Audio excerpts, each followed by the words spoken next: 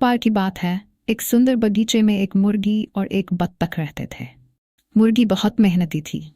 वह सुबह जल्दी उठकर अनाज चुगती, अपने बच्चों को पालती और बगीचे की देखभाल करती। वह हमेशा समय का पाबंद रहती थी और अपने काम को पूरी लगन से करती थी। दूसरी ओर बत्तख बहुत आलसी थी। वह दिन भर तालाब में तैरती रहती, धूप सेंकती और कभी-कभी कुछ कीड़े मकोड़े भी खा लेती। उसे काम करने का कोई शौक नहीं था। वह हमेशा मुर्गी से कहती, मुर्गी, तुम इतना क्यों मेहनत करती हो? आओ मेरे साथ तालाब में तैरने चले।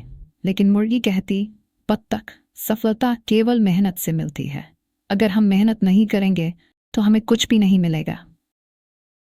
एक दिन बगीचे में सूखा पड़ गया, अनाज सूख गया और कीड़े मकोड़े भी गायब हो गए। मुर्गी के पास खाने के लिए कुछ नहीं बचा था। वह बहुत परेशान हो गई। उसने बत्तख से मदद मांगी, लेकिन बत्तख ने कहा, मुझे नहीं पता कि तुम्हारी मदद कैसे करूं। मैं तो सिर्फ तैरना जानती हूँ। मुर्गी ने हिम्मत नहीं हारी। उसने आसपास के जंगल में जाकर कुछ फल और जड़ी बूटियां इकट्ठी की। उसने अपने बच्चों और बत्तख को भी खिलाया। कुछ दिनों बाद बारिश हुई और बगीचा फिर से हरा भरा हो गया।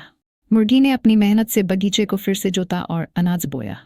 कुछ समय बाद बगीचे में अनाज की अच्छी फसल हो गई। मुर्गी ने बत्तख को भी अनाज दिया। बत्तख बहुत खुश हुई। उसे अपनी गलती का एहसास हुआ। उसने मुर्गी से माफ़ी मांगी और कहा, मुर्गी, तुम बहुत अच्छी हो। मैंने तुमसे ज़्यादा मेहनती कभी नहीं देखा। मैं तुम्हारी तरह बनना चाहती हूँ।